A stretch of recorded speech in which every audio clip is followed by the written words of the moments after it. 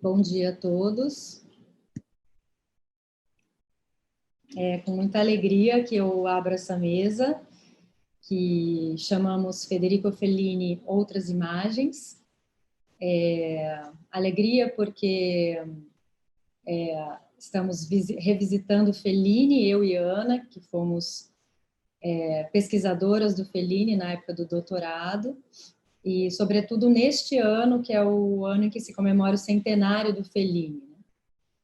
E também pela oportunidade, né, que com a settimana, a 20ª settimana della lingua italiana nel mondo, tivemos de dialogar com, ainda mais de perto, eu, sobretudo, pela primeira vez, com os desenhos de Fellini.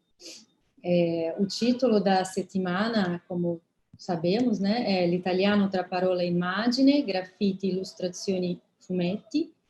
E então ambas as apresentações, minha e de Ana, vão nessa direção, né? Falar um pouco do Fellini para além das imagens cinematográficas, para além junto, né? Porque nunca se separa quando se refere a Fellini. Também é uma alegria porque se trata da primeira semana, desculpa, de italiano na UERJ, nesse ano que é um ano de pandemia. Então é uma alegria, né, que esteja acontecendo isso. E é isso, eu passo então a palavra. Esse título é o título da nossa mesa, né? Federico Fellini, Outras Imagens, e eu passo então a palavra à Ana Paula Lemos. Ana Paula Lemos, eu preciso fazer a sua apresentação, Ana, desculpa. A Ana é jornalista, doutora e mestre em literatura comparada pela Faculdade de Letras, no Departamento de Ciência da Literatura da UFRJ. Atualmente, ela é professora adjunta do Programa de Pós-Graduação em Humanidades, Culturas e Artes da Unigran Rio. No mestrado, ela defendeu a dissertação chamada Ariano Suassuna, O Palhaço Professor e Sua Pedra do Reino, que foi publicada pela editora Multifó. No doutorado, ela teve bolsa de pesquisa do CNPq e PDE-CAPES, né, de sanduíche, e defendeu a tese Anotações de um Diretor, o cinema de Federico Fellini na televisão. Com pesquisa feita na La Sapienza di Roma, com orientação do professor Ettore Finazzi Agro, e também no Centro Sperimentale di Cinematografia e na Fondazione Federico Fellini, em Rimini, que é a cidade natal de Fellini. Ela é líder do grupo de pesquisa Imagino, não sei falar, tá certo? Imagino, Núcleo de Estudos em Imagens, Memórias, Narrativas e Oralidades. Então, obrigada, Ana, por ter aceito o convite de estar comigo falando de Fellini hoje. Passo a palavra a você. Júlia, muito obrigada. Eu acho que eu estou...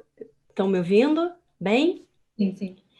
É um prazer estar aqui, a convite seu, para a gente compartilhar esse momento que foi tão bonito, afetivo, de estar estudando Fellini mais ou menos contemporaneamente na UFRJ. Foi uma emoção que você tenha se lembrado de mim. E eu conheço a sua pesquisa.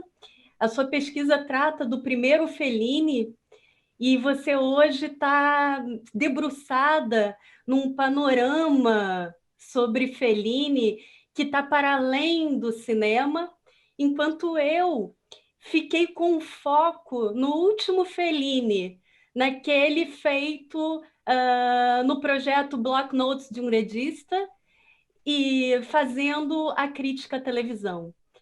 Como Federico Fellini é alguém que quebraria protocolos, eu gostaria que você falasse primeiro. Então, eu queria te apresentar, já te agradecendo afetuosamente a sua abertura em relação a mim, e dar a palavra para você que é professora adjunta do Departamento de Letras Neolatinas, setor de italiano da UERJ, é graduada em Letras pela Unicamp, é mestre em Linguística pela UFRJ e é doutora em Letras Neolatinas, italiano também pela UFRJ. Você foi pós-doutoranda, não foi? Vinculada ao Departamento de Ciências da Linguagem da UF, onde trabalhou na coordenação do Laboratório de Imagem e Som e desenvolveu pesquisa em literatura e cinema e intermedialidade. Olha que tanta coisa boa! Você organizou com o Adalberto Miller o livro Muito Além da Adaptação, Literatura, Cinema e Outras Artes. E além da docência, Júlia, e da pesquisa nas áreas de língua e cultura italiana, você também é tradutora. Eu quero te ouvir primeiro, posso? Tá certo. Vamos lá. Obrigada, Ana, pela apresentação. Então, vamos fazer conforme a sugestão da Ana. E eu passo, então, a falar do meu tema. Espera um pouquinho, como é que eu mudo aqui?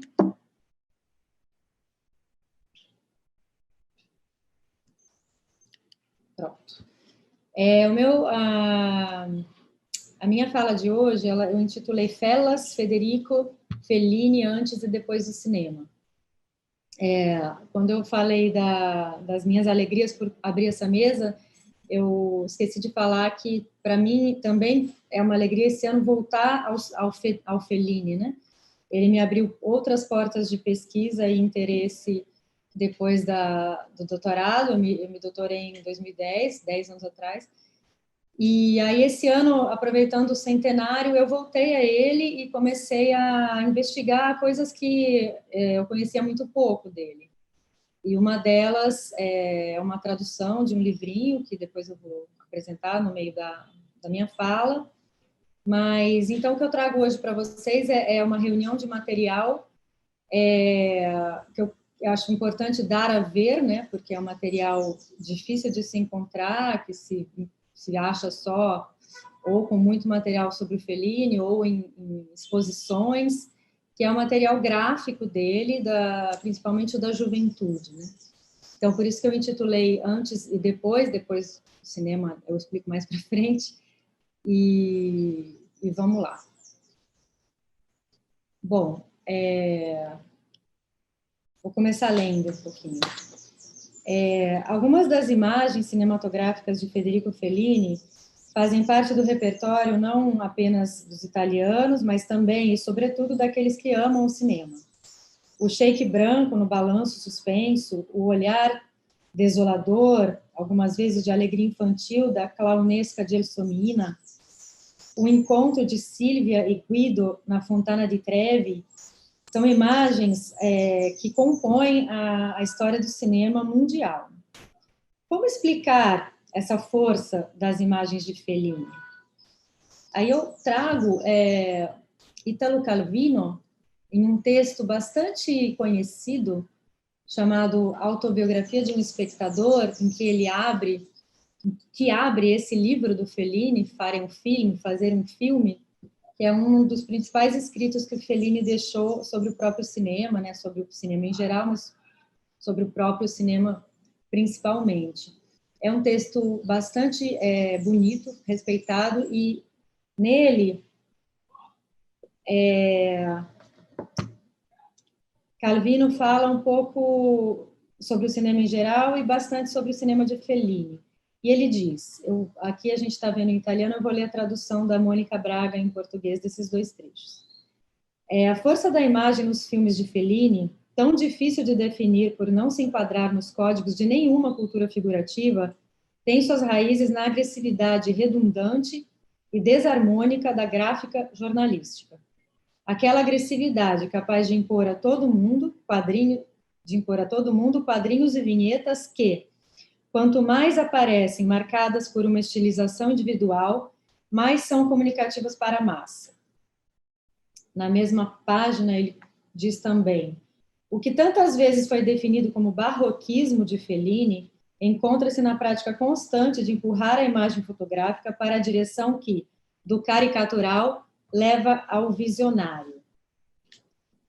Bem, através dessas duas citações de Italo Calvino, em que ele diz, né, ele fala de caricatura, quadrinhos, vinhetas humorísticas e também de jornalismo, eu proponho hoje dar a ver, como eu até já disse, né, uma série de imagens felinianas, uma espécie de inventário de imagens não tão conhecidas como as que eu citei no início, né, imagens cinematográficas cujos fotogramas, né, são muito disseminados e presentes no imaginário italiano.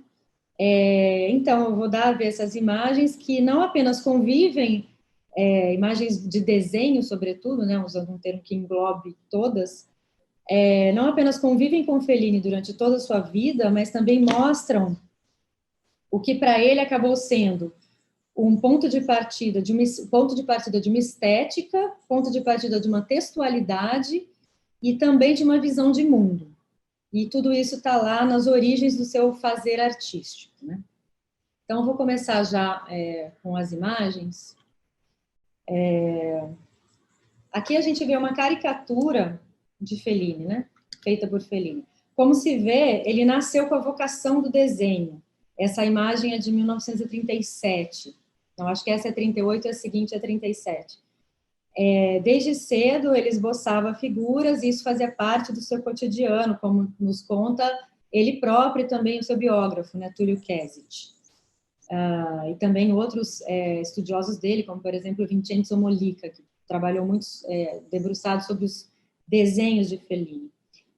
Seu primeiro contato profissional com o cinema foi, então, através da caricatura, né? Essas caricaturas, essa e a seguinte, são feitas para o Cinema Fulgor de Fellini, de Rimini, cidade natal, como eu já disse, eram encomendadas a Fellini para servir, então, de propaganda para os filmes. Eu não consegui descobrir de quem são essas caricaturas, mas, em teoria, são de estrelas cinematográficas da época, que eram as americanas, né? Fellini, nessa época, ele tinha 17, 18 anos, já era um pouco conhecido pelo seu desenho, né?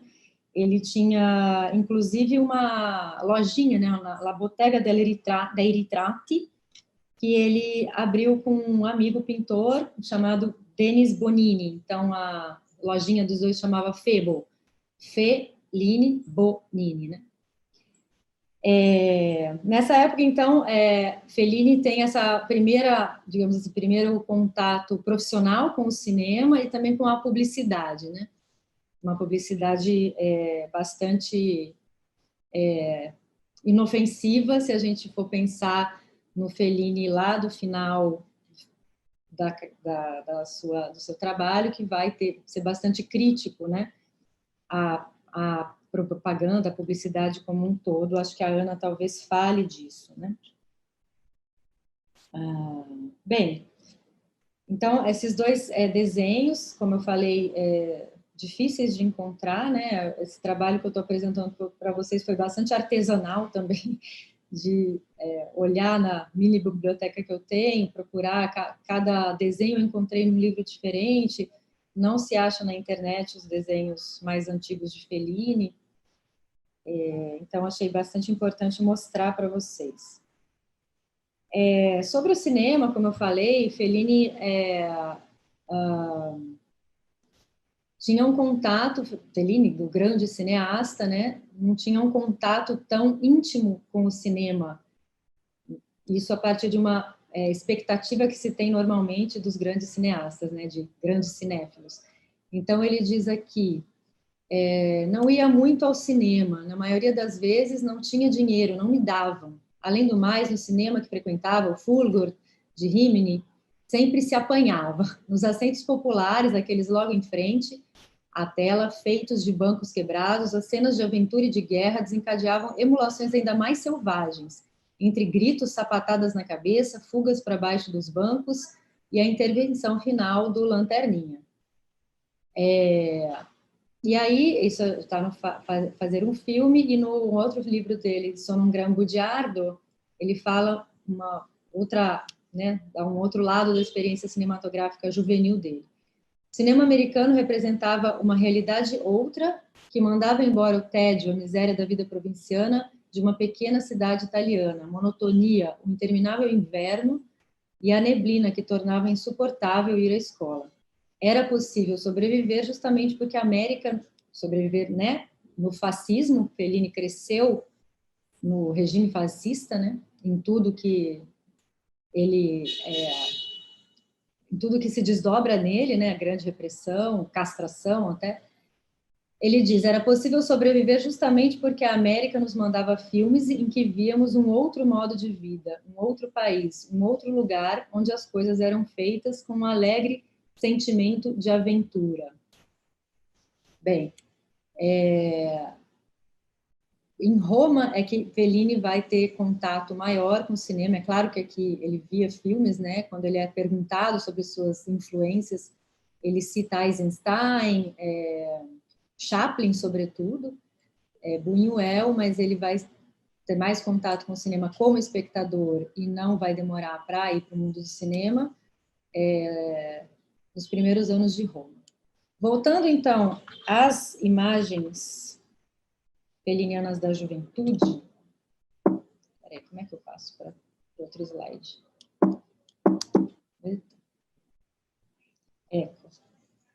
Aqui a gente tem uma das vinhetas humorísticas, uma das primeiras vinhetas publicadas por Fellini. Fellini, na época, tinha 18 anos. Ele era um leitor muito assíduo de fumetti, né, de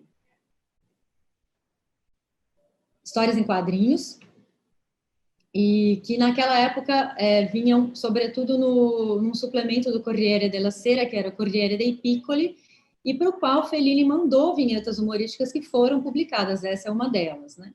Então, aí a gente já vê os traços felinianos da juventude e uma espécie de... já tem uma introdução ao humor de Fellini, né? Então, a vinheta diz... Geloso, né? É o título.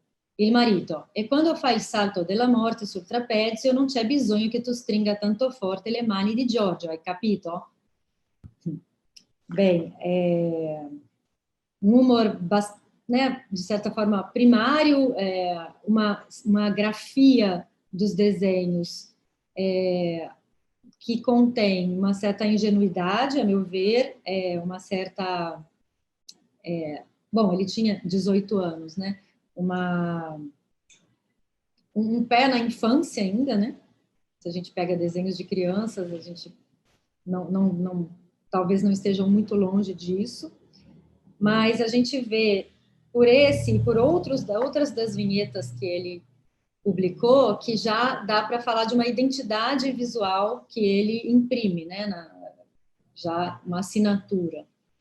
Essas próximas vinhetas dizem, a primeira, Bimbi Terribili, diz: é vero, papà, che quando la mamma è fuori tu sei il padrone di casa? A segunda, quasi una conquista. Ieri sera ho dormito con la marchesa Isabella. Davvero? Sì, alla conferenza del professor Morfei. Le cose impossibili, che è essa dos prisioneiros. A me, scemo, vieni fuori se hai il coraggio. E a última, il perfetto cameriere, signore, il carro fúnebre attende. Então, como eu disse, um humor que, né, explora tipos psicológicos, papéis sociais, e que é característico, né, de uma fase juvenil do Fellini.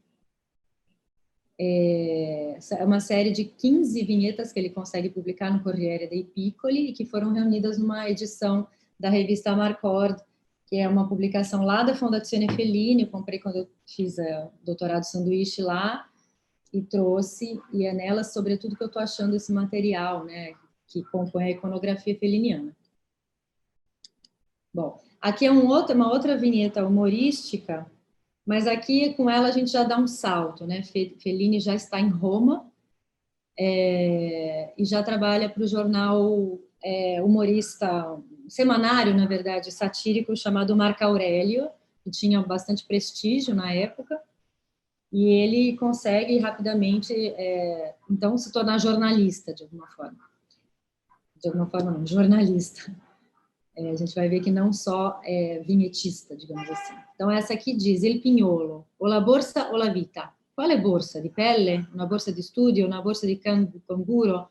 La borsa d'affari? Quale borsa, insomma? Specificare, giovanotto. Ou seja, aí se mantém um pouco daquela poética da juventude, digamos assim, dos traços e do humor. Eu acho importante frisar isso, porque depois a gente vai ver o desenvolvimento dos traços, bem como do humor feliniano. Eu acho legal notar também que aqui Federico começa a...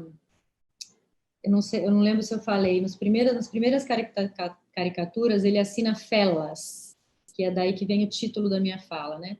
Fellas, que é um apelido gerado a partir do próprio sobrenome dele. E aqui ele passa a assinar Federico. E durante um tempo, nesses anos 40, ele vai ser o Federico, né? Que também consta no título da minha fala. No Marco Aurélio, essa é uma imagem do Marco Aurélio, né? A primeira página dobrada. E aqui embaixo a gente tem um recorte de uma coluna do Fellini. Então, Fellini não teve só o espaço de caricaturista ou vinhetista humorístico no Marco Aurélio, ele também ganhou muitas colunas. Eu queria citar mais o nome de essa, né? Secondo Liceo, não sei se dá para ver, mas outras, ele teve várias outras, uma chamada Ma tu non mi stai a sentire, outra chamava-se Ricchettino, Bambino Qualunque, outra Primo Amore, e várias outras. Uma delas também chamava Il Raccontino Pubblicitario, em que ele contava pequenas histórias em que clientes se mostravam prontos a fazer qualquer coisa para obter os produtos de uma marca pop. Então, lá nos anos 40, Fellini já estava falando desse assunto, né? Agora usando a sátira, quer dizer, também antes usando a sátira, porque caricatura contém, ainda que nessa fase ela se mantenha mais no lado humorista inofensivo, ela contém um potencial muito grande de sátira e até crueldade, né? Então, acho que Fellini ainda está num caminho mais da sátira inofensiva, por enquanto. Mas já aborda essa coisa da publicidade, né? Então, esses compradores eram condenados felizes por serem decapitados, por exemplo, por uma lâmina pop, ou quando era derramado um prato de pasta em cima de si. Por exemplo, eu tentei achar esses pequenos contos publicados, né? Mas não achei. Dificuldade de se encontrar material dessa época, né? Bastante preservado.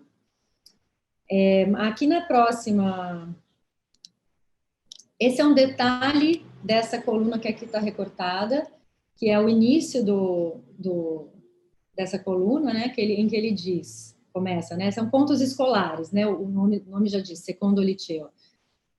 Bianchina sorride e china la testa su di una spalla. È molto che aspetti? Fellini le passa un braccio attorno alla vita. No, tesoro, cioè sì. La bacia piano sui capelli. E aí continua.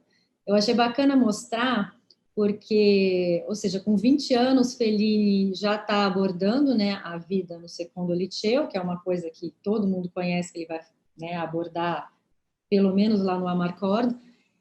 Mas o que eu achei bastante interessante ver que já nesse momento da vida dele, ele já se coloca como personagem, né? Sem escrúpulos nenhum. Sem escrúpulo nenhum. E até Bianchina. Bianca foi a primeira namorada de Fellini, primeiro amor. Então, ele, né, já tem essa questão autobiográfica, que é uma das características fellinianas muito explorada pelos pesquisadores de Fellini, muito também notável, né, pelos espectadores de Fellini, já está lá nos contos humorísticos publicados no Marco Aurélio.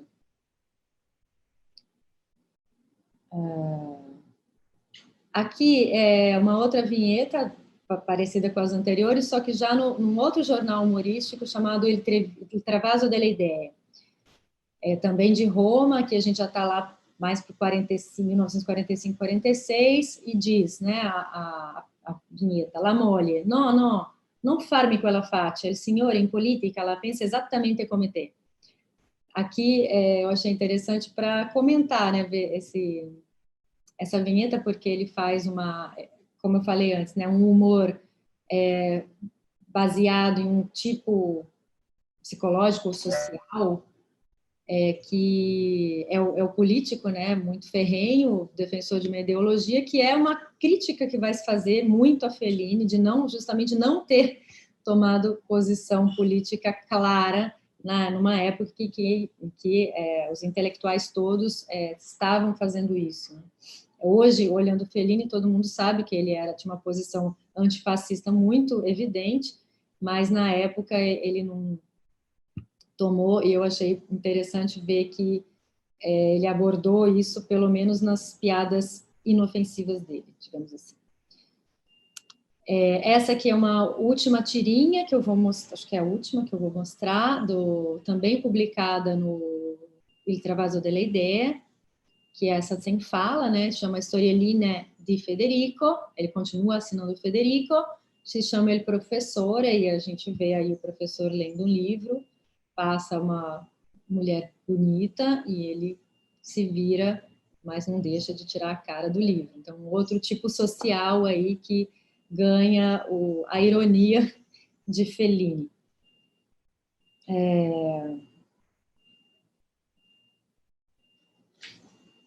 A última que eu vou mostrar aqui, não, disse que era a última, mas não era, né? Também aqui já uma mais parecida com um quadrinho, né? Com uma história em quadrinhos, chamada Jeppe, la bimba atômica. Essa eu não vou ler inteira porque é um material que se encontra na internet.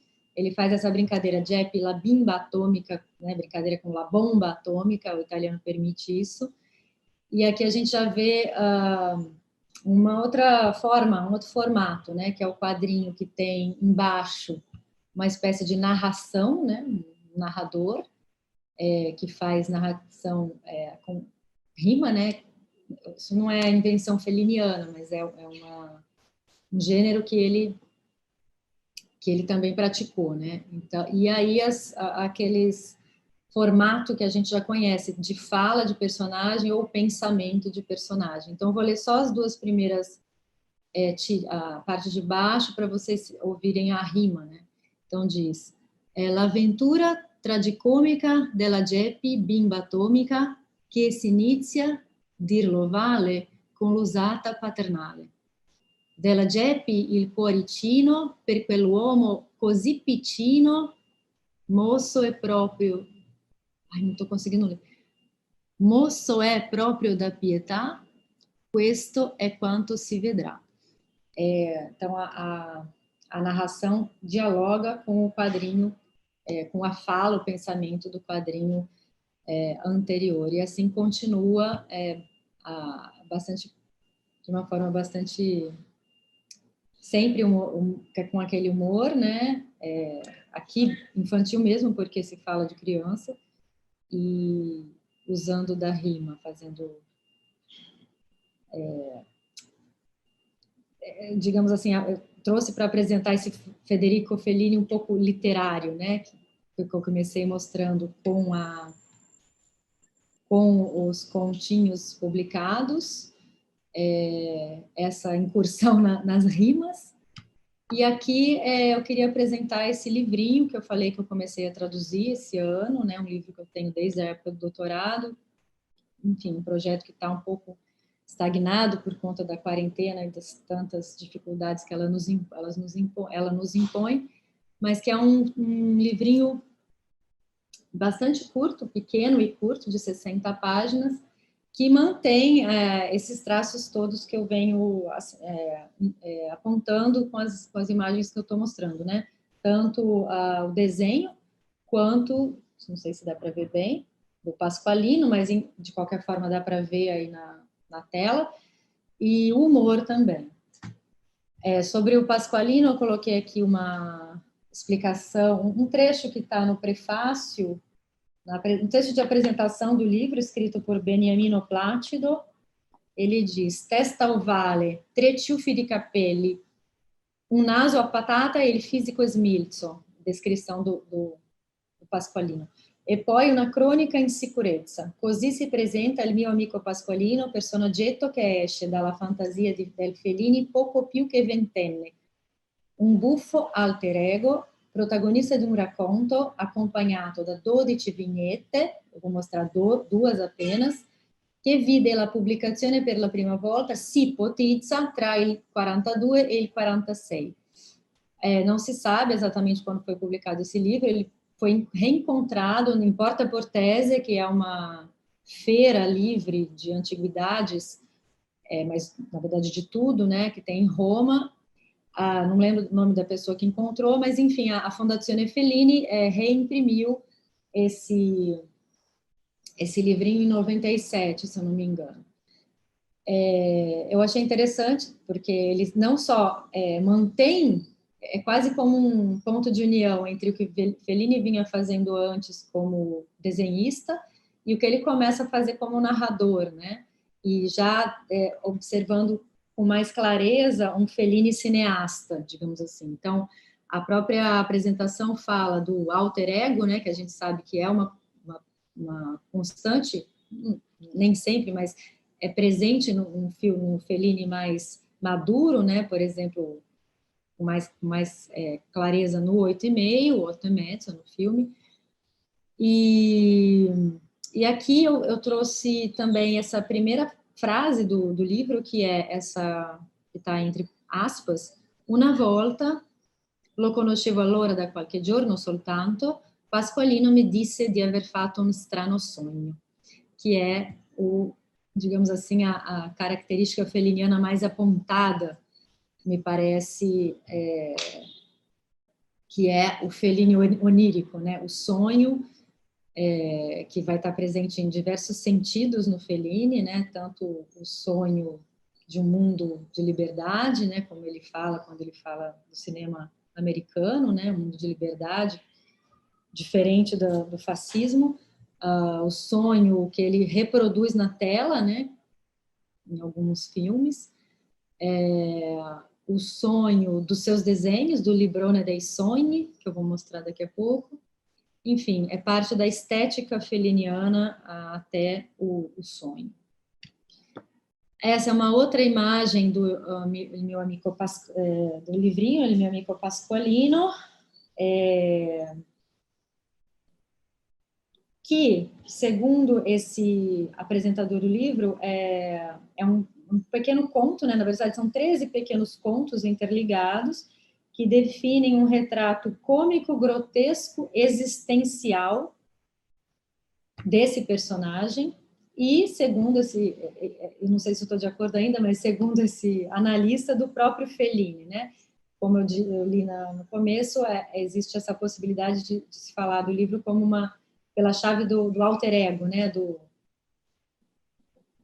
Fellini, que fala de si mesmo, que a gente viu que não é, de certa forma, de forma nenhuma deve ser um equívoco total, porque lá no Secondo Liceo ele já dá indicações de que vai fazer isso, né? Mas eu acho que tem um pouco a mais nesse livrinho, mas não é o caso de falar hoje sobre ele.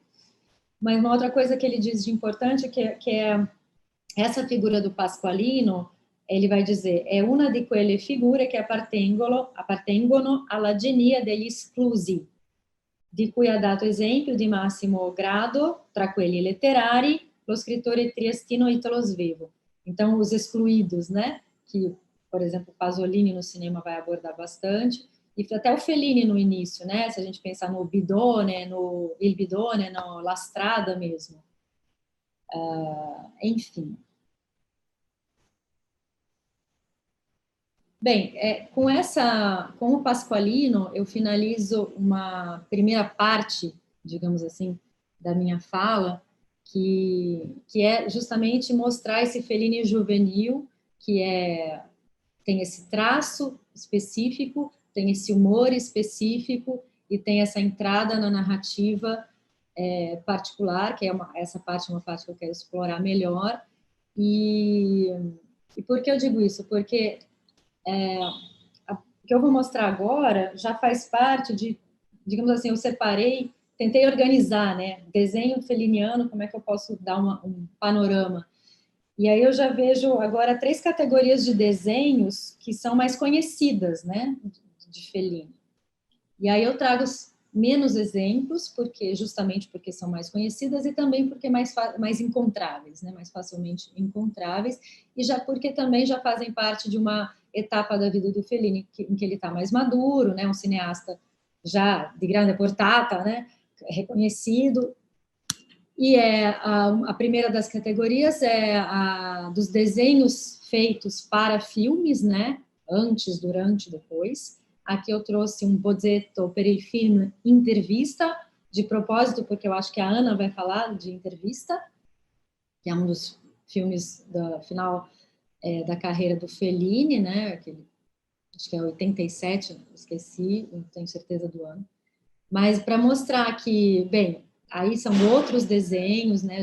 O traço feliniano muda completamente e ele vai fazer desenhos super elaborados, como eu vou mostrar mais adiante, e também como o nome diz, né? Um boceto, um esboço, um rascunho, em alguns casos até rabiscos ele faz, né? Porque isso vai dialogar muito, isso vai fazer muito parte do fazer fílmico dele. E aqui eu poderia falar bastante sobre isso, mas eu vou deixar para a Ana, porque eu acho que ela vai explorar essa característica do Fellini com mais fôlego, né? Acho que a pesquisa dela, nesse sentido, teve bem mais fôlego. Mas eu queria mostrar um exemplo de um desenho feito para um filme, a partir da onde ele vai pensar o personagem, a iluminação, a atmosfera dos filmes, né? Como os críticos dele dizem, Fellini não é uma narrativa, geralmente, que é o ponto de partida para um filme felliniano, mas sim uma imagem. E as imagens, para ele, em primeiro lugar, aparecem no desenho, seja ele no papel, como ele fazia, né, no fazzoletto, na toalha da mesa do restaurante, ou até em aquarelas, pastéis, como ele costumava pintar.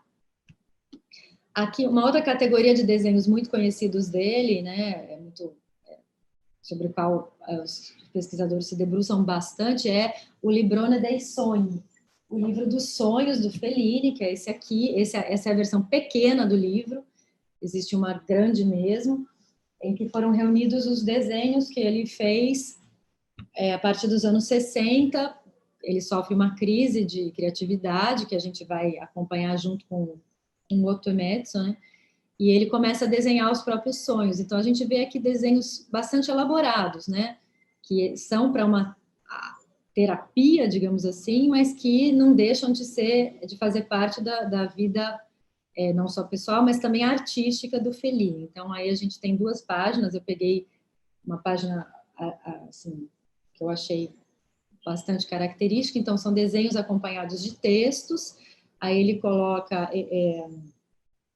os comentários sobre os sonhos, né? Aí aparece o Buzzati, sobre o qual o Davi falou esses dias. Aparece uma mulher, né? Essas mulheres enormes, felinianas, conhecidas. Aparece o avião, o trem. E eu acho que eu não li, não decifrei os escritos. Mentira, não precisaria decifrar, porque no fim do livro tem a transcrição da maioria, não é de todos os desenhos que tem a transcrição, não. Eu não fui olhar, não deu tempo, mas eu imagino que aqui ele esteja pensando o filme Il Viaggio di Mastorna. Digo isso por 2 signos que me levam a essa interpretação, né? O avião e o Buzzati, que era um dos roteiristas do filme.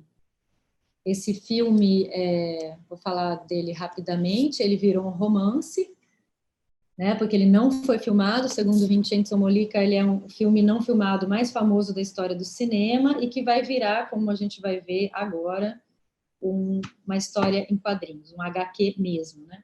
O Fellini, ele teve 2 projetos de cinema que não viraram filmes. Um é o Viaggio a Tullum, e o outro é esse, Il viaggio di Mastorna, que virou Il viaggio di Mastorna detto Fernet, para os quadrinhos. Sobre isso também se encontra bastante coisa feita. O HQ, ele é feliniano, porque ele é, né, uma história feliniana, ele tem indicações de desenho felinianos, mas ele é um HQ de Milo Manara, né? Então, aqui a gente vê uma indicação de cena de Fellini e do lado o desenho final do HQ do Milo Manara. E aqui a gente percebe claramente a diferença gritante entre os desenhos, né? Ainda que seja só um esboço do Fellini, ele mantém traços que estão presentes em quase tudo que o Fellini faz, né? Então, a caricatura, né? A mulher, como eu falei, esses traços, caricatura que exagera certos traços do indivíduo retratado, né? Então, as mulheres sempre com os seios enormes, com os quadris enormes. A figura do palhaço, que também é uma constante na poética feliniana. Acho que a Ana vai falar, né? Estou falando, Ana, mas fica à vontade com a sua apresentação. Ali do ladinho, mas o que mais me digamos assim, fica mais evidente é que o Fellini, apesar de desenhar uma imagem sensual, me parece que essa imagem sensual sempre contém ainda um pouco de humor, um pouco de infantilidade, de ingenuidade. É como se a caricatura dele, nesse momento, ela tivesse, como eu falei antes, né, passando de uma coisa mais humorística, inofensiva, e tivesse atravessando aquele limite que é muito tênue do grotesco, do cruel, do hórrido, como diz um dos críticos dele, né? Enquanto a gente olha o Manara, é completamente sensual, né, o desenho. Então, é só um comentário sobre essas que foram realmente fumetti felliniani, sempre em colaboração com o Milo Manara. Sobre isso se encontra bastante coisa também.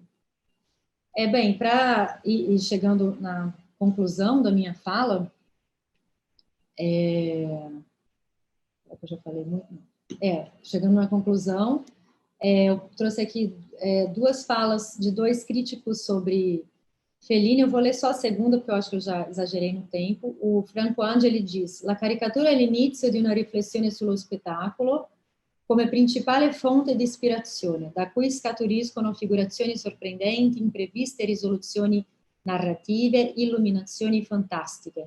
Então, aqui são estudiosos que já tentam unir, né, os desenhos fellinianos com a poética cinematográfica felliniana.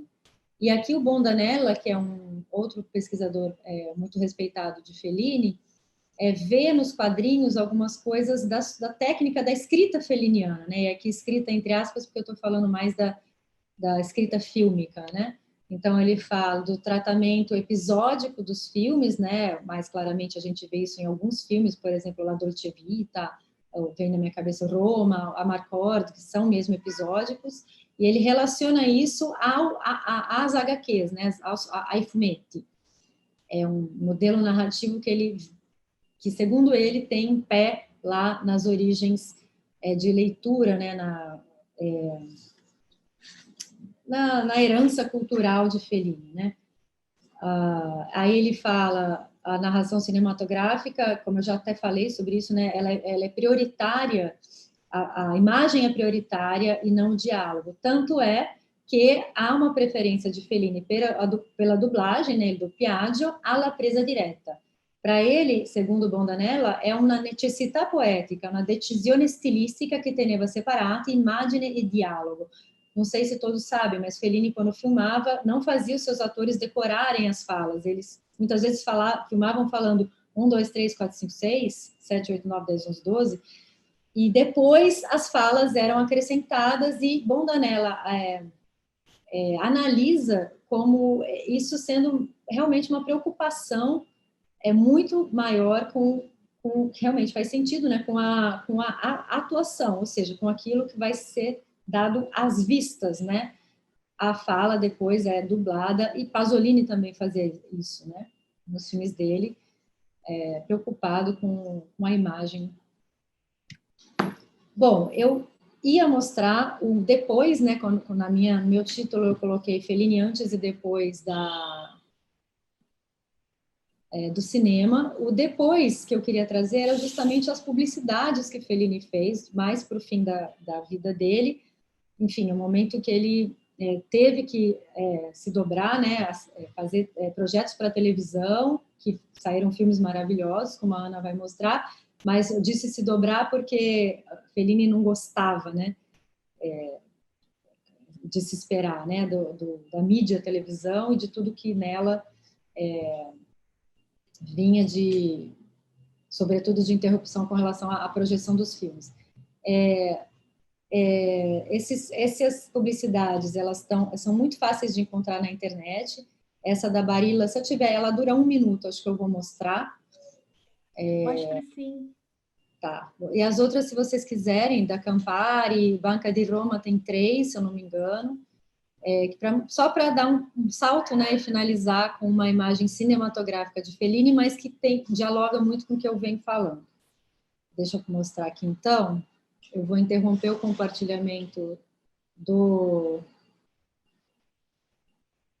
Eu acho que antes de interromper o compartilhamento, eu vou mostrar só essas 2 últimas imagens para não ter que depois voltar ao PowerPoint, né?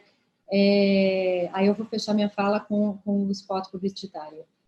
Esse aqui é um HQ feito para Fellini, uma homenagem de Walt Disney, quando Fellini ganhou o 5º Oscar, que foi o Oscar pela carreira, né? Então foi feita essa homenagem, né, do Mickey Mouse, Topolino, que foi feita um HQ sobre, a partir do filme La Strada. Isso foi uma grande alegria para Fellini. O Walt Disney era uma das referências de infância e de humor para Fellini, que eu esqueci de citar, inclusive.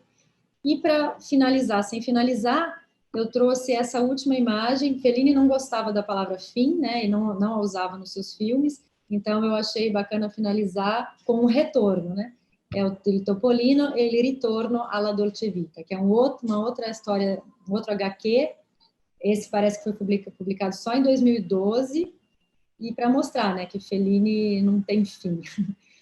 E aí, agora, só para terminar, então eu vou interromper o compartilhamento daqui e vou mostrar o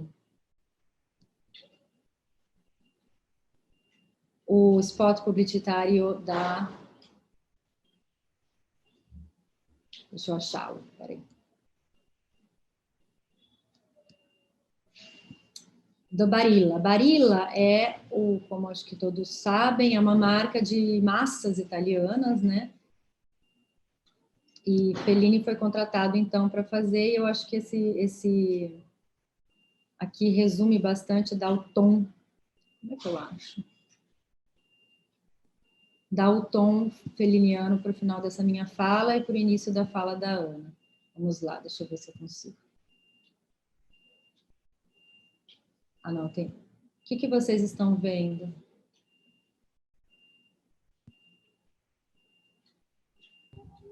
Júlia, por enquanto, o seu PowerPoint ainda. Ah, então deixa eu fechar aqui, interromper.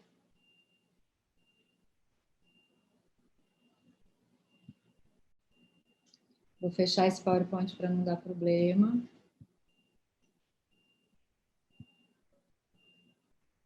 Vocês pararam de ver o PowerPoint? Sim, agora vemos você. Tá, então agora eu vou compartilhar. É 1 minutinho só. Foi? Sim. Tá.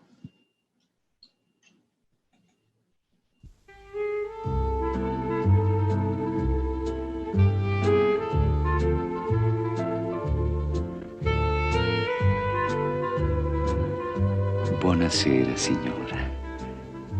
Dottore, vorrei permettermi di suggerire consommé d'Orléans, potage soissonnaise o crêpe beurrée, bouchée à la gauloise, d'Artois à la reine, marmite lyonnaise, soupe Colbert, gelée de bouillon, bouillon royal, crêpe Walewska à la sauce suprême. Rigatoni. Ah! E noi come un eco rispondiamo Barilla, Barilla, Barilla, Barilla. Barilla vi fa sentire sempre al dente. É isso. Eu agradeço, Ana. Desculpa se eu me excedi um pouco no tempo. Passo a palavra a você. que lindo, Júlia. Assim, deixa eu... Estão me vendo, me ouvindo bem? É um prazer estar aqui e ver esse panorama de imagens feito pela Júlia e identificar que no último Fellini, né, acho que mais a partir, sim, no recorte a partir do 8,5, mas lá no Block Notes de um Legista, a partir do E-Clowns, assim, essa crítica à televisão, esse posicionamento do Fellini, ele se dá de uma maneira mais clara, mais forte, né? E aí, enquanto ela falava, eu peguei o livro Il Viaggio de Dimas Torna, que saiu em livro, né? E é muito interessante também o Book of Dreams, e fiquei aqui achando que quase que vale a pena fechar com ela mesmo, né? Assim, uma perspectiva que é de um Fellini pouco conhecido. Com relação à minha tese, porque eu, enfim, sou de formação jornalística e eu me interessei por um último Fellini, né? Eu trouxe para a nossa conversa um recorte da minha tese de doutorado que teve por objetivo estudar a narrativa cinematográfica do Federico Fellini, prioritariamente em 4 filmes que foram produzidos especialmente para a televisão italiana, coproduzidos por ela, ou que tenham a própria TV como tema, né? São E-Clowns, de 1970, Roma, de Fellini, de 72, Ginger e Fred, de 84, e Entrevista, de 87. O foco da pesquisa foi numa perspectiva autoral do diretor, que, tal qual a Júlia traz desde o início, tem uma perspectiva muito particular e caricatural, e é crítica. E como na caricatura, essa crítica exacerba as fragilidades do rosto do cinema, da indústria cultural e da cultura italiana.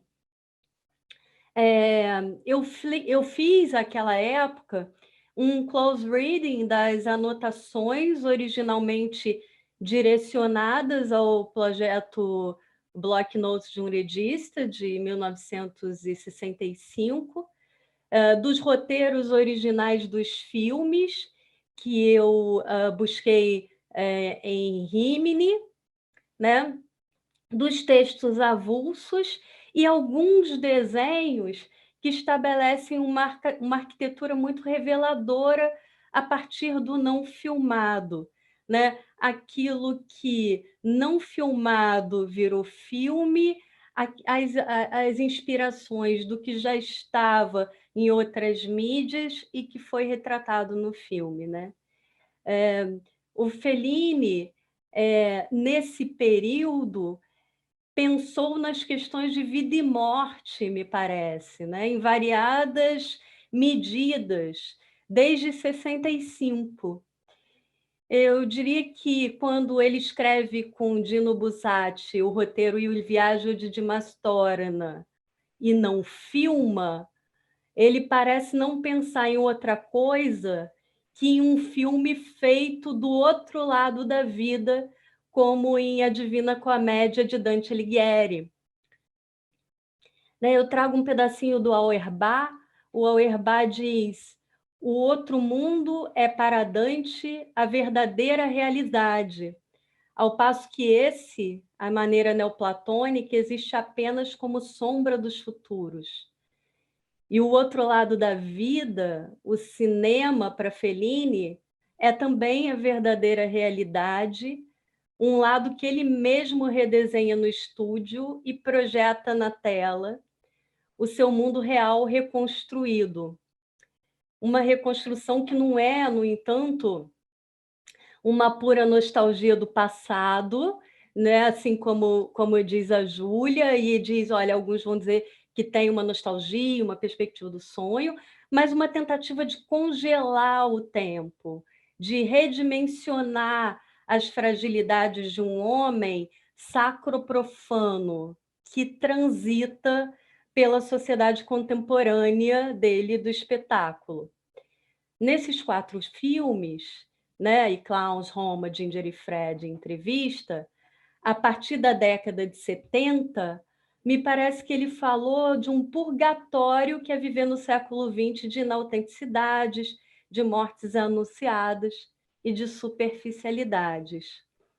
A crítica, também mostrada em outros meios pela Júlia, em tom de ironia, com um choque de imagens caricatas e grotescas que Fellini busca fazer em cada filme, é uma crítica ao imediatismo contemporâneo e à própria indústria do entretenimento, da qual ele mesmo faz parte, né? Ele é um autor sempre em conflito com o seu próprio tempo e ele espera conseguir transitar por esse labirinto de espera da morte do homem, da cidade, da arte, do cinema, com o seu fio de Ariadne, que é o desenho, recriando personagens, como mostrou a Júlia aí, né? Também no primeiro Fellini, bidimensionais como nos quadrinhos. Seres que, pensados em suporte de papel, achatados e reduzidos em altura e largura, tem em Fellini sempre a relação de 2 dimensões subjetivas, uma sacra e uma profana, uma humana e uma divina, uma na luz da tela e uma na sombra da sala escura, uma no palco e uma na plateia.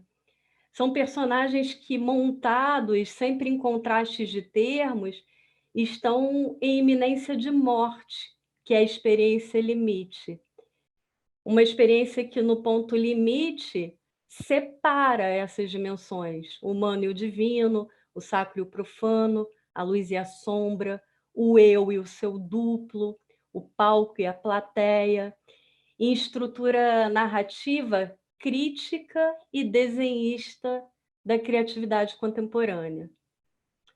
Ele nos transforma também em bonecos de marionete, em desenhos caricaturais e superficiais, estética escolhida por Fellini como forma crítica que o cineasta neorrealista Pier Paolo Pasolini vai chamar de realismo dilatado, né?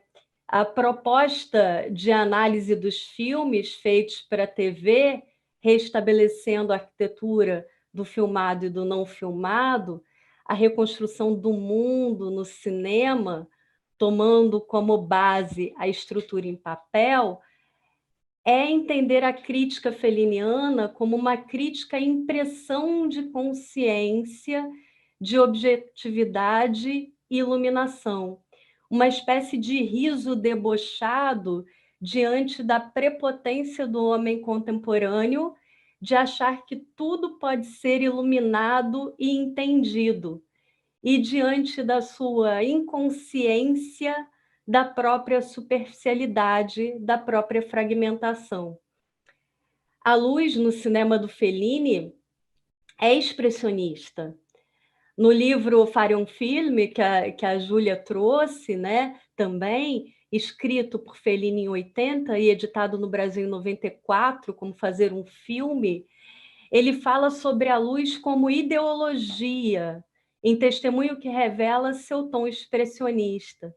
Ele diz assim: já disse tantas vezes, no cinema, a luz é ideologia, sentimento, cor, tom, profundidade, atmosfera, história.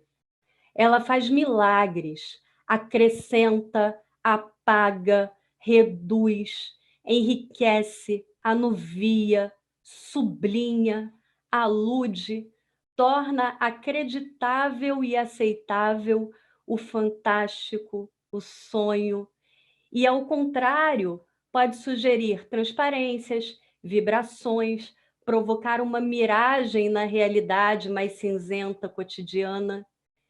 Com um refletor e 2 celofanes, um rosto opaco, inexpressivo, torna-se inteligente, misterioso, fascinante.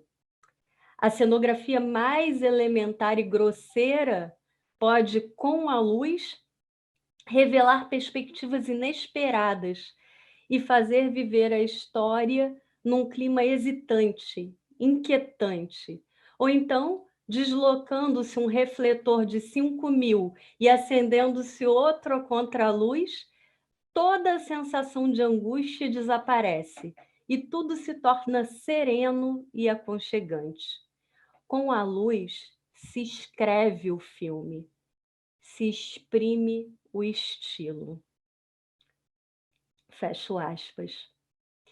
O problema, mostrado em ato por Fellini, é que ninguém mais apaga a luz, ninguém mais fotografa, ninguém mais escreve com a luz. Na televisão, a operação expressionista da luz não é mais necessária. Ela trabalha com imagens absolutamente iluminadas, sem os jogos de luz e sombra que no cinema são muito cuidadosamente estabelecidos.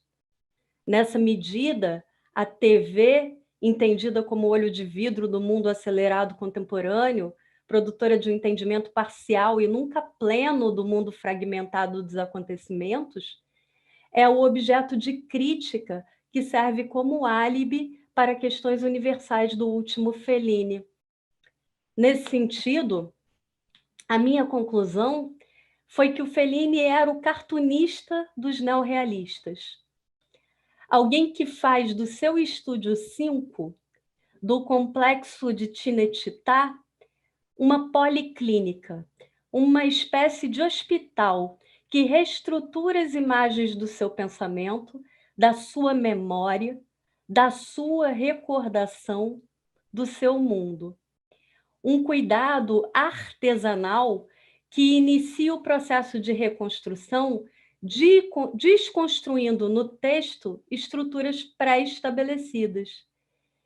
Em detalhados traços e blocos de anotações que estimulam não imagens, mas evocações, e não evocações diretas, mas sentidos, espectros, cheiros, cores, gostos, sons, Fellini dilata afetuosamente os fracassos do mundo contemporâneo.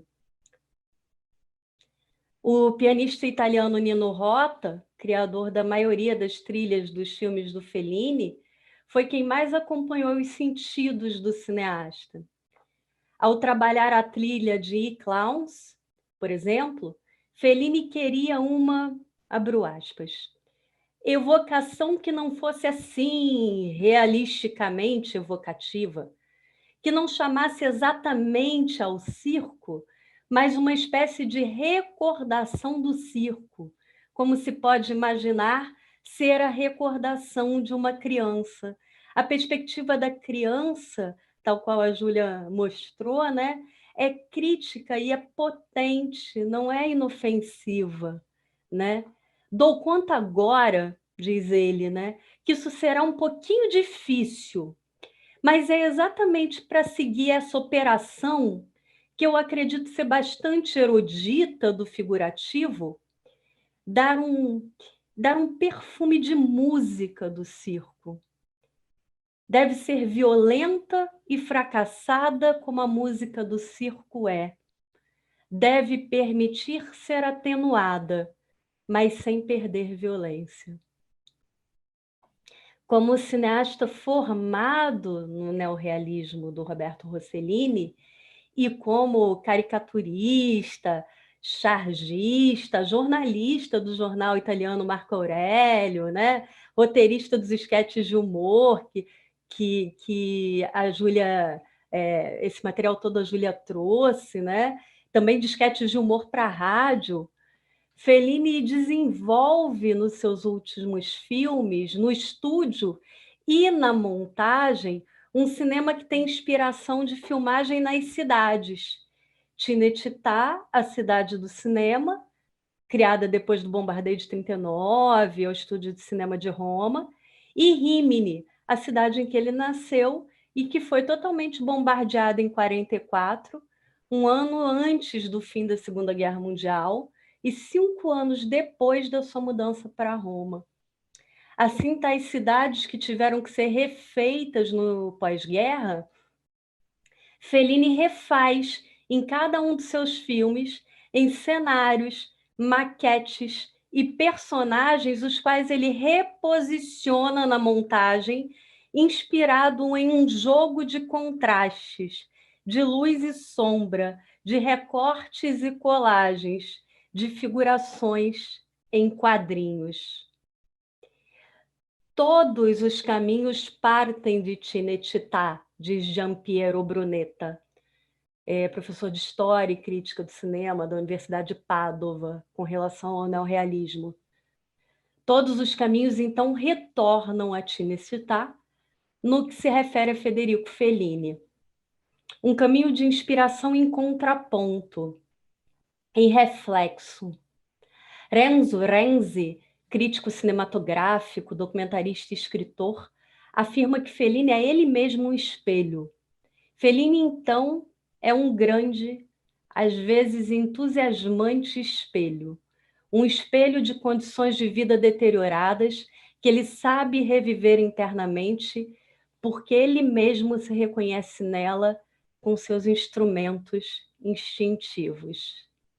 O Maurício de Benedictis, professor de História do Cinema lá da Faculdade de Letras da La Sapienza de Roma, destaca em Fellini uma estrutura narrativa que parte do circo e se assemelha ao Misanabima. A Itália de Fellini começa em um pequeno circo que se amplia até o amado Teatro 5 de Cinecittà.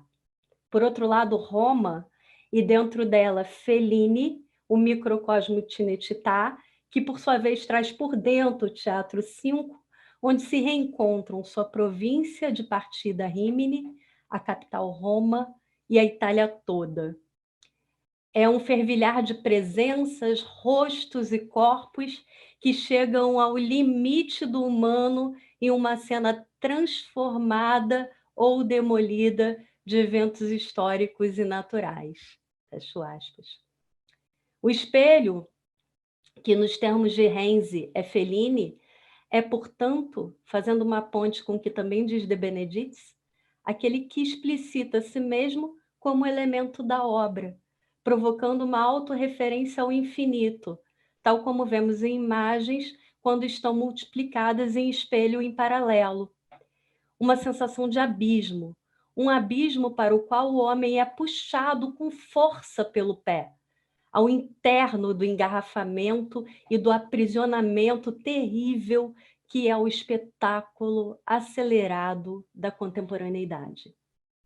Já em 8,5, em 1963, logo na primeira cena, aquela do protagonista Guido Anselmi, espelho de Fellini, no engarrafamento, fica claro esse caminho de ascensão e queda no abismo. Depois de Clowns, Roma, Ginger e Fred e Entrevista retomam a estrutura de aprisionamento, de queda, de envelhecimento do artesanal, de morte, talvez até do velho mundo, diante das acelerações da contemporaneidade, que, segundo Fellini, é um carrossel publicitário. Espelho tem a mesma etimologia de espetáculo. Assim, Fellini faz a sua crítica por dentro do processo, e é ele próprio, fragmento, palhaço do circo, ator do espetáculo, espelho. Em Clowns, a entrada do filme é pela janela. O deslocamento da porta para a janela é metáfora de magia. As cenas em que a janela se destaca são movimentos para o âmbito mágico. É a entrada pela porta que não há. Fellini, em seu roteiro original, compara a lona que vai se transformando em picadeiro a um imenso telão jogado por terra de uma pequena praça, um tanto escura, pelas alturas das construções que a circulam.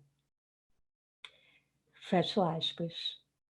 Assim, o olhar distanciado do menino, que pela janela testemunha uma cena que acontece em estrutura de maquete, dá o tom teatral figurativo de tal nostalgia e, ao mesmo tempo, o tom do próprio cinema de Fellini, que anuncia estar se transformando, pouco a pouco, em um picadeiro de circo. Dando tempo, eu vou mostrar o PowerPoint para vocês, em que eu faço esse movimento das imagens. O texto do roteiro original começa dando detalhamento de luzes, o tom e a expressão da cena. Cena 1, quarto do menino, interno, dia, acordado por uma voz insólita e feixes de luz que iluminam um quarto. Um menino senta na cama, se levanta e vai olhar avidamente pela janela. Na pracinha um pouco escura, por causa das casas muito altas do entorno, há estendido por terra um imenso telão, quase um paraquedas esvaziado, em torno ao qual se movem misteriosamente pessoas estranhas. Na medida da polifonia, do pastiche, a inspiração do Fellini para esse início de filme vem da história em quadrinhos, In the Land of Wonderful Dreams, de Winsor McCay, publicada no suplemento dominical New York Herald e New York American, de 15 de outubro de 1905 e 23 de abril de 1913. A série de tiras semanais narrava de forma muitas vezes surrealista os sonhos do personagem principal, o garotinho Nemo. E o último quadro da tira tinha Nemo, que em latim quer dizer ninguém, sempre acordando de um sonho ameaçador. Durante a preparação de Clowns, a edição italiana dos quadrinhos de McCay, publicado em Il Corrierino della Sera, que a Júlia mostrou, né? Suplemento infantil do Corriere della Sera, se tornou o livro de cabeceira de Fellini. E ele o enquadrou no filme. O terceiro bloco narrativo do Clowns, que começa na cena 17, o Ufficio Fellini interno Giorno, também merece destaque, com um corte para uma fotografia do picadeiro do Cirque Molière, que está no centro de uma montagem de fotografias de rostos de clowns e cenas tradicionais de circo do interior, na parede do escritório de produção do próprio Fellini. É nesse escritório, com sua trupe clown, no tom Augusto, que Fellini entra em cena, como clown sem maquiagem. Nessa cena, o personagem técnico de som aponta um exagerado microfone fálico na direção de Maia, que é uma clown produtora, e está sentado no sofá logo abaixo de sua própria fotografia em preto e branco, paramentado de clown. Na fotografia, aparece primeiro o tom aristocrático, branco, dos primeiros circos de cavalinho. Assim começa a sequência. Em close da fotografia. É ela a cena. No filme, Fellini passa à frente das câmeras e, brincando de metafilme com estilo mediador do real empírico, apresenta os clowns de sua equipe de filmagem. Assim, em tela, a estrutura da televisão, os roteiros, a paródia de uma equipe clown. Em cena, o clown Augusto na trupe e o serviço do clown branco na TV. Apresenta o argumento do filme, o foco da sua pesquisa inicial e traz o assunto do passado ao presente em formato de entrevista, como se fosse ele, esse jornalista que traz a história do circo para a televisão, mas com a televisão como o próprio circo. No Roma, eu destaco logo o início do filme, quando Fellini evoca Fanfinon, um dos loucos de Rímini, já citado em I Clowns, e descrito em seu livro La mia Rimini, como um espelho que estava sempre se banhando como um velho, aliás, que estava sempre se banhando nos fossos de San Léo, periferia de Rímini, imitando passarinhos. Ele ficava por ali a tarde inteira e, em off, no filme, sempre remetendo ao tom grotesco, suas diversões e memórias de infância traziam a alegria de encontrá-lo. Aí eu abro aspas. É Fanfinon? Fanfinon era um velho de São Léo que estava sempre pelos lados de Lavatóio, nos arredores de Rímini. Seu nome completo era Fanfinon de Foz, porque quando ele precisava relaxar o corpo, se jogava de bruços no fosso como uma ponte. Ficava lá a tarde inteira, nu, com a barriga para baixo, com o traseiro de molho na água fresca e assobiando feliz por os pardais e as andorinhas. Às vezes, as aves desciam em espiral no céu e pousavam na sua cabeça e no seu peito. As lavadeiras um dia chamaram um pároco. Aquilo era um escândalo que ninguém poderia suportar. Fanfinon disse que até mesmo São Francisco falou com os pardais, mas ele estava nu em um fosso. Como você faz, vagabundo? Gritava o padre até ficar rouco. Para nós, crianças, diz o som em off, né? De novo, essa perspectiva do olhar de infância. Encontrar Fanfinone era uma festa. O cercávamos, tirávamos seu casaco e não o deixávamos ir embora se antes não nos tivesse divertido. Porque o velho Fanfinone, além de conhecer a língua dos pássaros, tinha outro talento. Podia produzir um número quase ilimitado de flatos. Então, assim, de forma cifrada, porque um comentário que só poderia ser percebido por uma real aproximação com cada ponto da narrativa, ele estabelece também em Roma o tom clownesco da crítica. Quem dá notícias é um louco rememorado pela infância de província. Detalha também que o dialeto que os citadinos falam é fechado e lembra uma língua misteriosa, talvez o gromelô, língua criada pelo clown que se assemelha a todos os idiomas do mundo, como se fosse o rascunho de cada um deles. O tom do que de fato é contado na primeira parte do filme Roma está mediado, portanto, pelo sonho de uma cidadã de província com o clown louco e branco Fanfinon que está na América. Uma América que é apenas citada em Roma, mediada em personagens principais e coadjuvantes e Ginger e Fred, em aura kafkiana em entrevista. No Ginger e Fred, então, Fanfinon está em Eclãos e está também em Roma. Em Ginger e Fred, eu destaco a bailarina Ginger chegando com trajes muito frágeis, mas fingindo muito elegantes, e uma produtora absolutamente acelerada demonstrando a sua insegurança.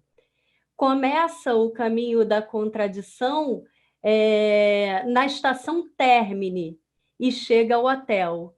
A Sociedade das Sombras se destaca nas imagens que passam pela janela do micro-ônibus, em que Ginger é passageira e entrevistada. Por trás de sacos de lixo e muita poeira em outdoor, seguida de umas placas que dizem Roma limpa, tu, perfume e elegância, leis de contraste. Enquanto a cidade toda suja, as propagandas dizem Roma limpa, perfume e elegância.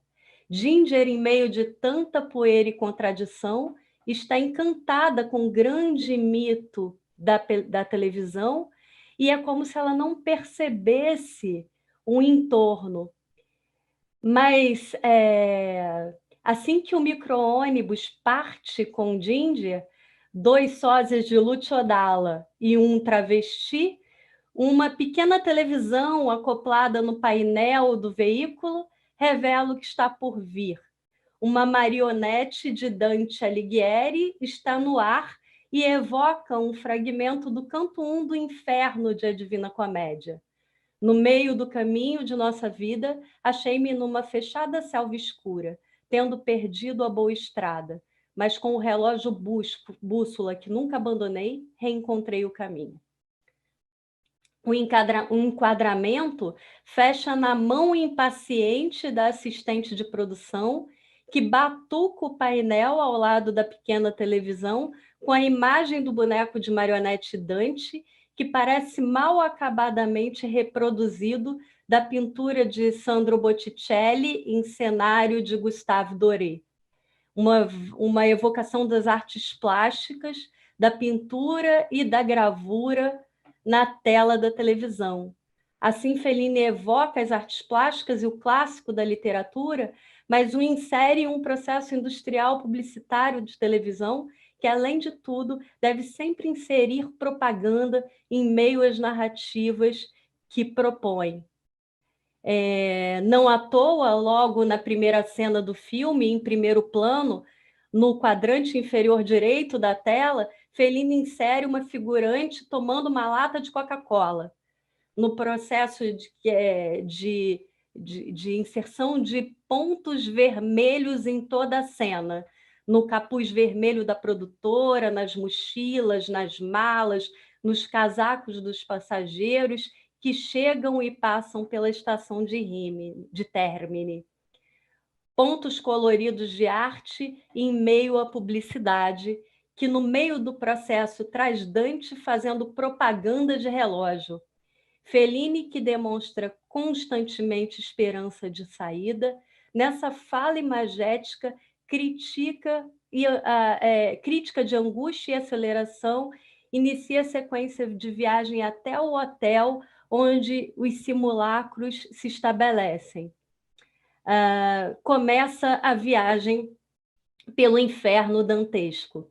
E me parece que Ginger e Fred são essa perspectiva do inferno dantesco. Eu estou acabando, não sei se vai dar tempo de mostrar as imagens, mas como eu estou falando dos filmes, tem ali, é mais conhecido do que as imagens trazidas pela Júlia, né? Só para passar por entrevista... Ana, mostra sim. Mostra sim. Tá bom. O Fellini faz em entrevista uma caricatura de si mesmo, né? Uma simplificação de traços e um esvaziamento do seu próprio processo de criação, que é ao mesmo tempo crítico do que fazem as entrevistas e os jornalistas em geral. E justifica. Eu não sei por que eu fiz esse filme e não outro, mas eu descobri que na minha idade o que realmente estimula é a dignidade do trabalho, simplesmente. O prazer que eu tenho em criar.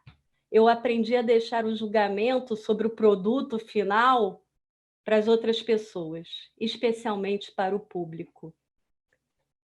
Fellini faz, então, um filme ao vivo, mais do que os outros. É no estúdio de filmagem que ele corta, recorta e remonta o filme. Os planos iniciais do filme parecem ilustrar esses termos. Uma câmera que chega, tal Quixote, tal olhar de infância, prestes a mostrar como ponto a ponto é o seu processo de criação, que lembra propriamente uma brincadeira tradicional infantil, a filastroca. Partes do ingênuo poema infantil da tradição popular italiana se repete, é retomado, é recortado e faz novas montagens. Tal processo, o ator Sérgio Rubini, que representou Fellini, jovem, no filme, conta. Diz ele que cada ator teve que trazer sua própria fala para o set de filmagem. A Rubini, Fellini disse apenas que encontraria Anita Ekberg e Marcello Mastroianni no dia seguinte. Disse que ele, como um jovem ator, muito possivelmente ficaria emocionado e que assim deveria trazer pronta a sua fala. Ele fez o dever de casa e todos fizeram. Fellini pegou com cada um os papéis, foi a um canto do estúdio e recortou e colou toda a papelada. Montou com tesoura e cola cada um dos fragmentos. Mas não é possível dizer que Fellini utilizou um texto de alguém, disse ele. Ao tecer as palavras escritas por outros, ele criou, como resultado, um tecido absolutamente autoral. Então, essa perspectiva de trazer outras fontes, outros desenhos, né? Mas de uma forma tão feliniana que é absolutamente autoral. Antes de mostrar as imagens, eu queria, só porque tem uma relação muito forte com o tema da mesa, citar uma fala do Fellini sobre o quadrinho.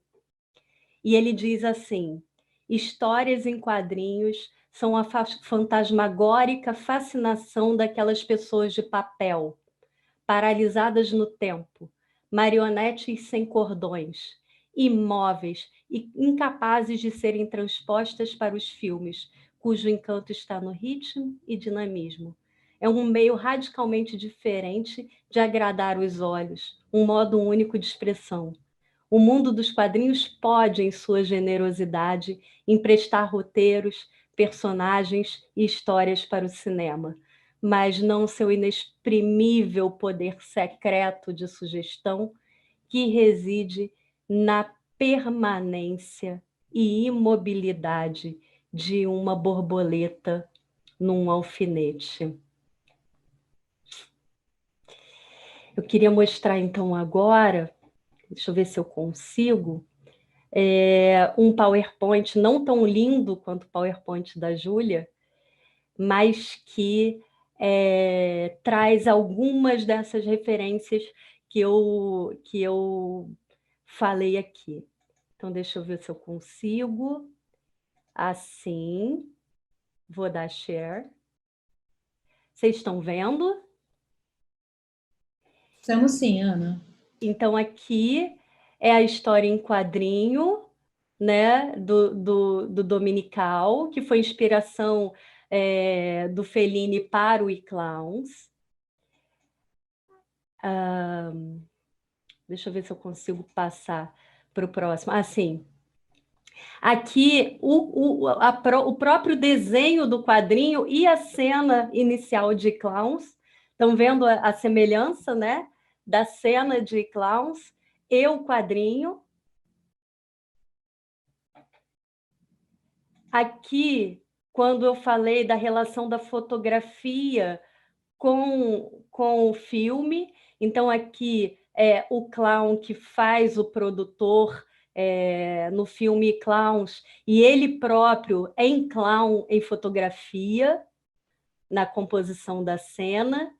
E aqui embaixo o produtor com esse microfone enorme, né, junto da produtora, e todos os documentos do filme, do circo, né, no cenário.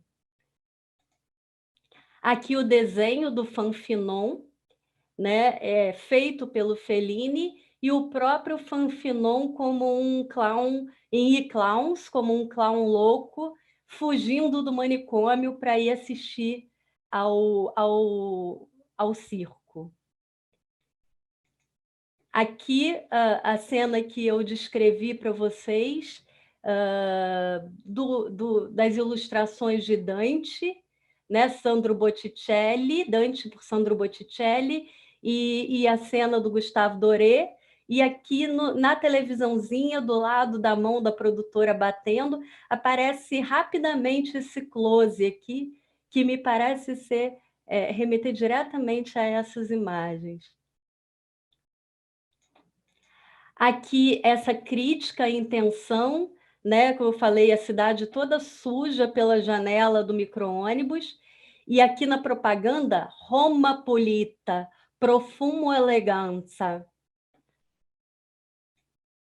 E aqui, quando eu disse para vocês que o Fellini fez entrevista, recortando e colando na hora mesmo em que estava filmando, com textos produzidos pelos próprios atores, né? E o Rubini fala que o Fellini disse para ele assim, olha, é aí para você ficar mais angustiado por estar na frente da Anita Ekberg, eu vou fazer uma maquiagem em você com uma espinha na ponta do nariz, porque me parece que uma pessoa que tem uma espinha na ponta do nariz vai ficar muito sem graça, muito tímido e angustiado diante de Anita Ekberg. E aí, aqui, a comprovação em documento, eu tive com esse roteiro em mãos, do roteiro de entrevista, todo recortado e colado, tá vendo? Que ele recortou e colou na hora da filmagem. É isso. Muito obrigada. Ana. Oi.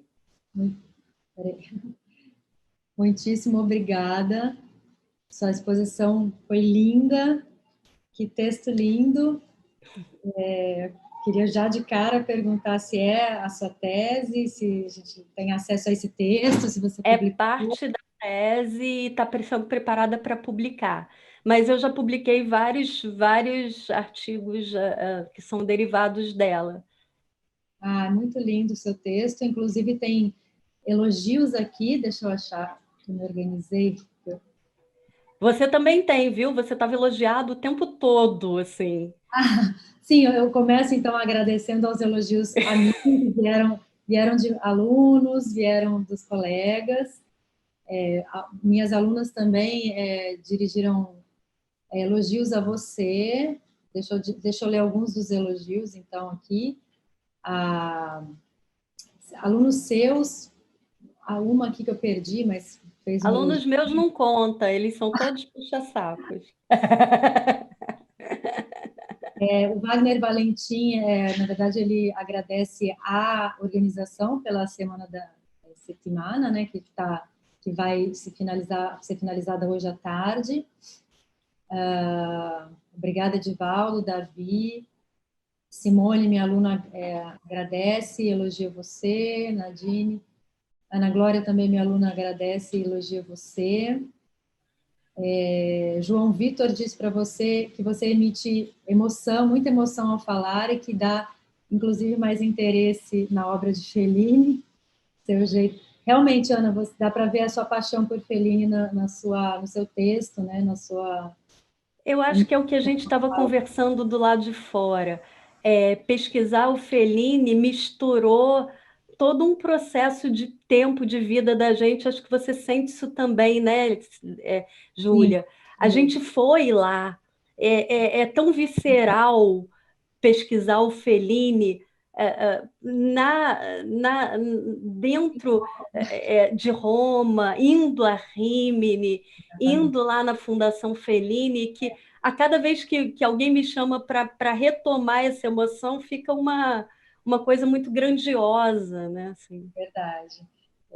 Inclusive, eu ia comentar isso, né? Que a delícia, né? Que dá para recuperar através da sua fala, que é essa delícia, essa palavra assim, delícia que a gente só encontra mesmo fazendo a pesquisa no lugar, né? Que abre um mundo impressionante. Assim, foi legal que essa semana a gente teve a fala de um outro colega que está lá na Sardenha estudando a Deleda, e deu para ver também, né, o quanto a pesquisa dele vai se ampliar com isso. E também a delícia de estudar cinema, né? E, assim, só citando uma pequena parte do que você mostrou, por exemplo, a cena da televisão que pode passar despercebida Batida. até por nós, né, pesquisadores poderia, mas assim, quando a gente vai fazer a decupagem, né, olhar cena por cena, ver o filme 15 vezes, essa delícia, né, de poder conjugar os estudos de letras, né, com o cinema. O Você Davi... sabe que o Fellini fala isso, né? O Fellini diz assim que toda vez que alguém ligava para ele para dizer que viu um filme, ele sentia uma dor de barriga, como se alguém fosse descobrir alguma coisa. Mas aí as pessoas falavam sobre o filme de uma maneira tão inofensiva que ele relaxava e dizia: ai, ninguém ainda descobriu nada. E aí a gente vai lá e descobre, né, Júlia? Pois é. Aí eu aproveito e puxo um comentário que o Davi fez para você, disse, muito bom te ouvir depois de 9 anos, quando fizemos nossas pesquisas em Roma, lembro-me de teu entusiasmo durante as descobertas felinianas.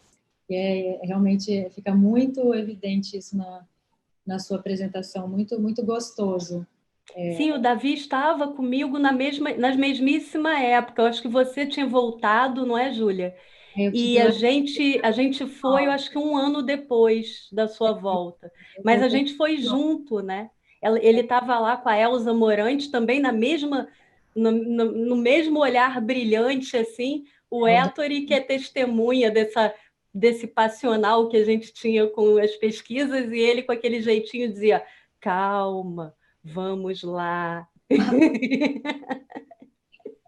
bom, continuando aqui com os elogios, o Guido Bonomini, que é colega de italiano lá da UF, diz que não é aluno, mas diz que foram conferências extraordinárias, agradeceu, obrigada, Guido.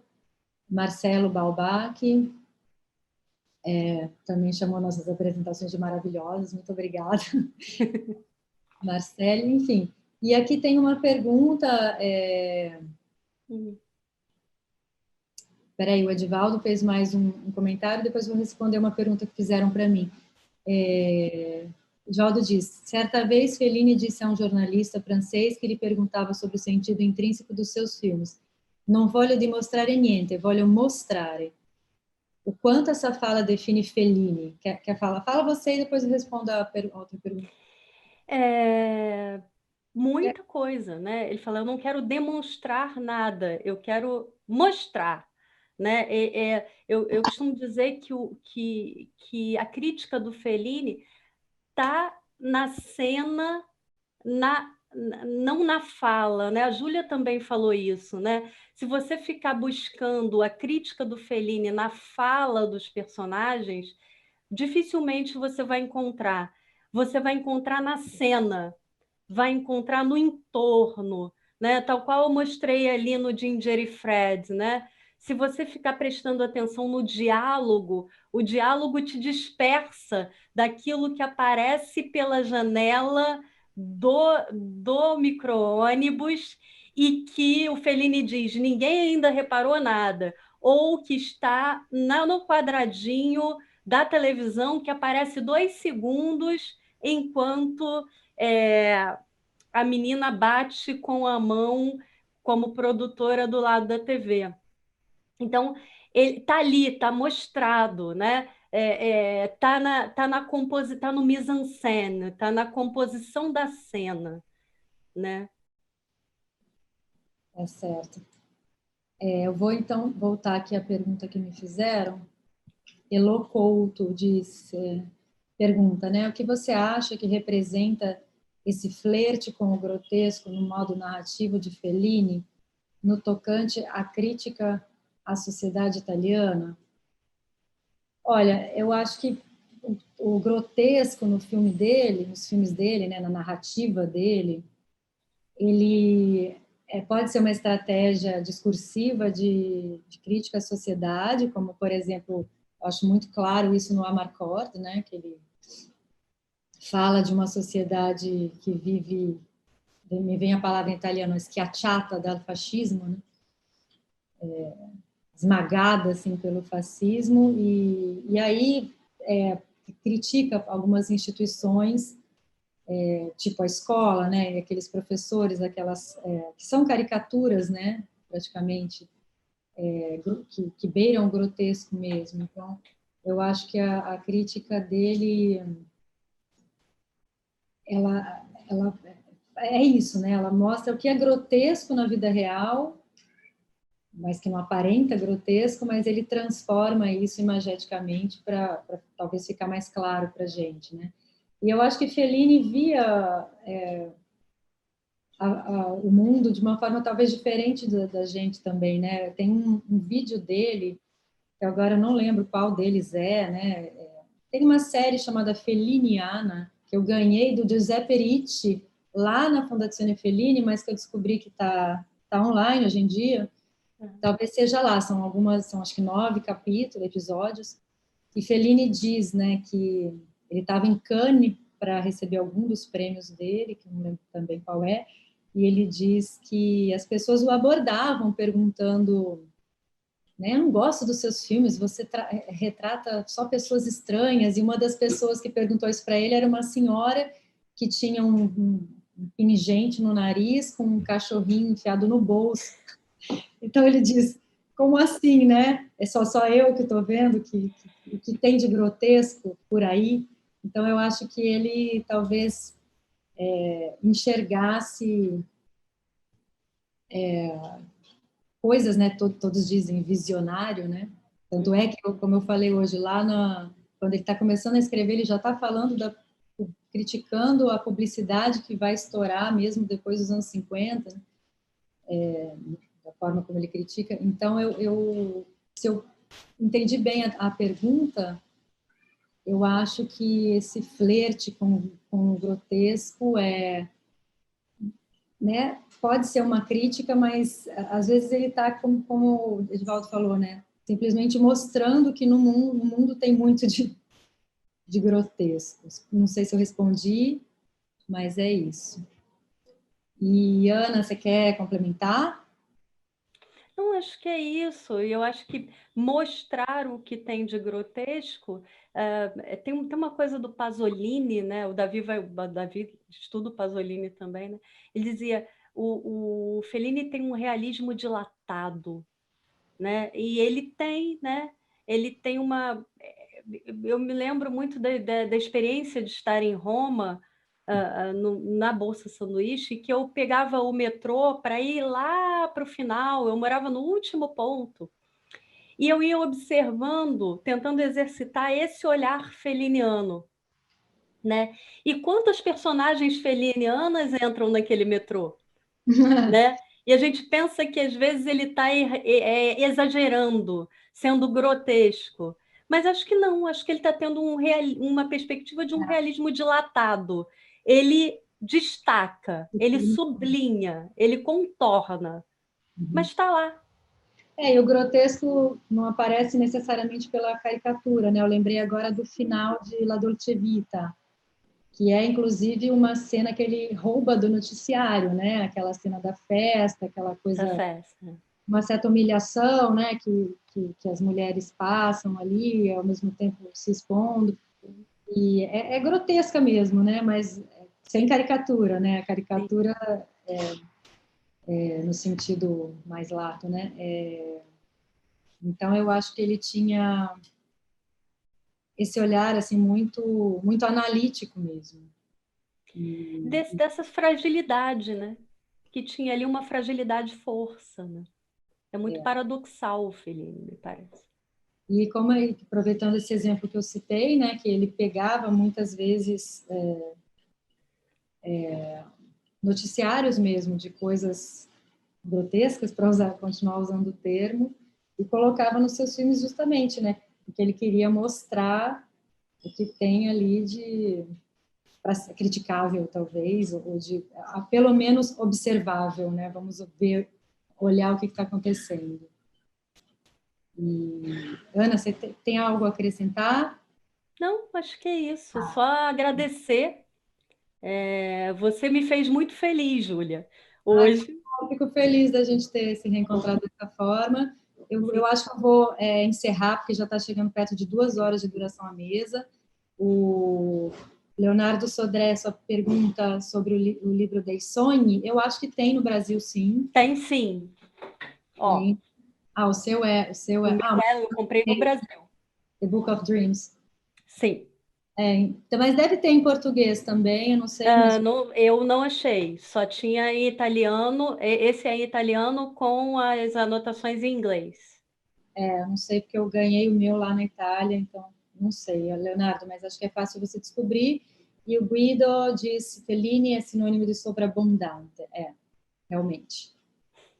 É isso, gente. Obrigada também. Tem meu aluno que não gosta dos filmes que eu passo me diz agora. Bellissima presentazione, professoressa. Penso que vedrò il film adesso. Va bene. Chave de ouro, convencendo alguém. Já tá bom. Ana, te agradeço muito, muito mesmo. Obrigada ao pessoal que nos acompanhou e até as conferências da tarde. Um grande beijo. Bom, boa tarde. Eu gostaria de agradecer mais uma vez a Júlia e a Ana pela belíssima apresentação. Eu aqui exercendo um pouco o papel de observadora atenta, né, já que falaram tanto de observação, de imagem, e observando vocês falando e meditando aqui em cada palavra. É uma apresentação muito bela, memorável, e ainda bem que vai ficar registrada. Mais uma vez, parabéns, agradeço.